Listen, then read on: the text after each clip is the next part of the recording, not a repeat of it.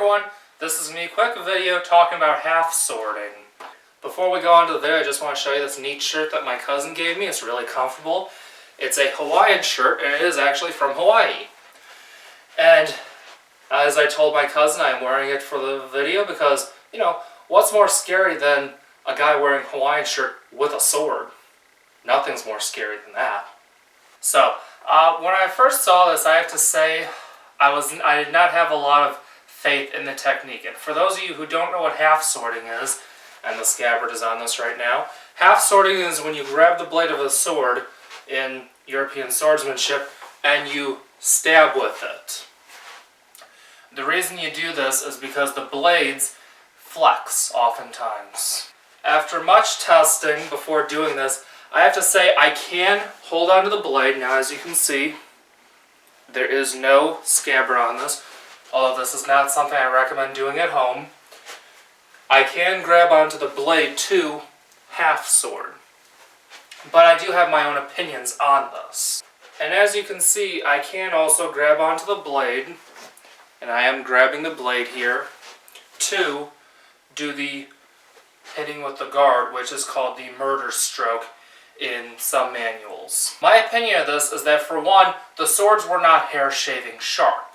So, a lot of times, a lot of modern swords are hair-shaving sharp. Just as I said in one of my other videos, I don't think that a combat sword would really want a hair-shaving edge, because there's a lot of hard contact that you could be making with this. You could be making contact into armor, which of course you would try not to hit armor with your sword, and a lot of people say forget cutting altogether. But I still think for other things, such as maybe contact with other swords, or maybe contact with spears, or other things like that, maybe even shields, that you wouldn't want the hair-shaving edge. You would want an edge more like this one has, which it's not a hair-shaving edge, but it is sharp. With it not being hair-shaving sharp, I believe that is one reason why they could grab a hold of the blade. Now also, some manuals do talk about not sharpening the entire edge, such as Fiore's manual speaks of having a blade that's fully sharp except right in the middle, so that half sorting could be done safely.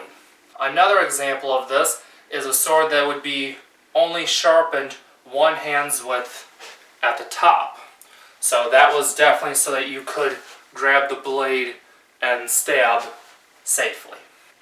Now, with this grabbing onto a blade with your bare hand, I think it could be done, but I think it was more of a last resort type of thing.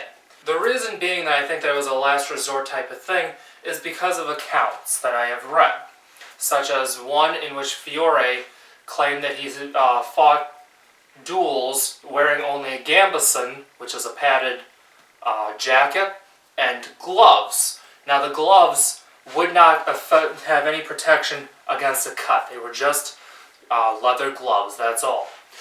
So then, if they weren't for protection by process of elimination, it was for grabbing weapons. Now, as you think about it, if you're fighting someone in a gambeson, then the blade would want to flex. As you can see, this sword here is pretty stiff. It doesn't flex a whole lot, but other swords did flex quite a bit. So then, I think that preferably you would always want to wear gloves when half sorting, which would make sense. Good thick leather gloves. That way, as you can see, when I do grab on, I do end up with these lines right here.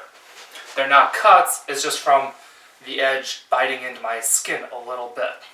So, thick leather gloves would give some added protection.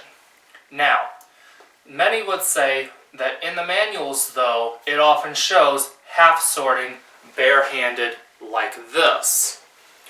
I have a few problems with that. One is that if your stabbing was to prevent your hand from sliding onto that blade, not much.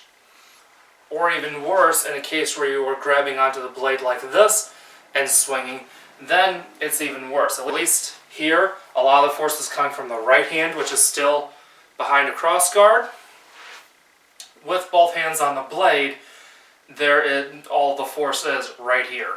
Now, One manual that we do have depicting the grabbing of the blade and swinging the sword is Talhofer's manual. He depicts it in an armored fighter fighting an unarmored fighter. At least that's what the picture shows. I have a few things to say about that as well. One is that, of course, Talhofer is shown in the picture with no gloves on. But in the same picture, the knight that he is doing this technique to is shown with his visor up. Now to me, that doesn't make very much sense that someone is going to be taking a sword and trying to bash the other guy's head, and the other guy's going to have his visor up, which is, the visor is the piece that would protect the face. That doesn't make very much sense. The other thing is that historically, when you look at a lot of manuals, they're not necessarily wearing what they would wear. I have a manual on rapier fighting in which the combatants are depicted naked, and I'm pretty sure they weren't naked, or they were having a fig leaf in front of the family jewels. So I'm pretty sure they weren't really like that, it was just for the depiction. So I don't necessarily believe that it was barehanded, especially since I read somewhere that certain manuals, it said stab into their glove, but in the picture, they're shown with no gloves on. So that doesn't make very much sense. However, I think it could be used perhaps as a last resort kind of technique, that maybe you have a sword, the other guy has a sword, he's in armor, you're not in armor, and now you grab the blade. There's a chance that you might get your hand cut, a little bit at least. If you're doing it this way, it's probably greatly reduced as opposed to the murder stroke as it's called. But from here, he's dead, maybe your hand's cut, you live to fight another day. It should also be noted that in a lot of other manuals, when they show such as this right here or something like this, that they are shown in armor, wearing gauntlets. And gauntlets would have leather on the inside, once again, protecting the hand. Now, I could be wrong. This is my opinion. My opinion could always change, and I could always be wrong. But for right now, this is my opinion. So to recap, I think it was safer to grab the blades because they were not razor sharp. They weren't blunt by any means. They weren't blunt. They weren't dull. I just think that they had a more durable edge on them. So then, that means that the edge wouldn't be as sharp, and then, of course, safer to grab. I think that gloves were worn most of the time for this, and if it was being done barehanded, it was more than likely as a last resort kind of technique. Because most who went off to war, even if they didn't have gauntlets, they at least had leather gloves on. So that would make sense then. Although, if they're using something like a staff weapon, that could also be to prevent their hands from getting splinters, possibly, which, could happen in the heat of battle. But for someone like Fiore, who was wearing a gambeson and using a sharp sword, really wouldn't make much sense to wear leather gloves to prevent from splinters, because he wasn't using a polearm in most of these duels, at least that I have read. So, thanks for watching, but now I want your opinions on this. Go ahead and put in the comment section. Do you really think that this half sorting was done on, very sharp, hair-shaving sharp edges? Be sure to like, share, and subscribe. Follow me on Facebook, Instagram, and Twitter, and I'll see you in the next video. See ya!